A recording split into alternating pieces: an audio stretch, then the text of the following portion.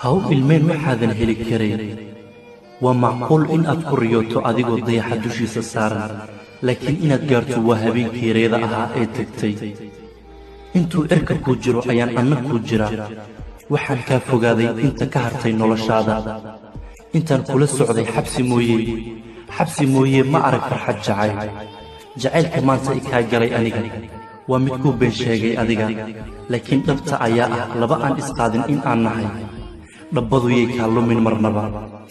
adigoon xeebaha soo arag badweynta laguma dabaasho qofkaa cilmi badan ayaa cilmi loo doontaa balse qofkaa jab badan jacayl lalama doonto waa macquul fursad inaad iga hesho aan kugula hadlo laakiin macquul maahan inaad i hesho aniga inta aan kula socday adiga wuxuu ahaa wakhti iga lumay oo aan weligay ka shallayn doono abid jacaylka laba qodob ayuu ku taagnaa waa istixgelin iyo kalsooni maantana 3 qodob ayuu noqday waa xiiso khiyaano iyo danaysi haddii aad horay u ogayd intaa waxaa qalad kugu ah xadkaaga inaad soo dhaafto haddii aadan ogayna waa kuu casharay maanta baro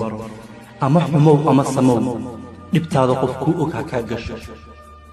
xilli ayaan ahaa hal nooc sida biyaha cad balse maanta sida dabka ayaan 3 nooc u dhigmaa qofka i gubaya waan aqaanaa iyo midka daawadayda ah adna kala garo cafis baad ka tahay agtayda balse dadka kala baro haddaad tahay qof xumaato iga damacsan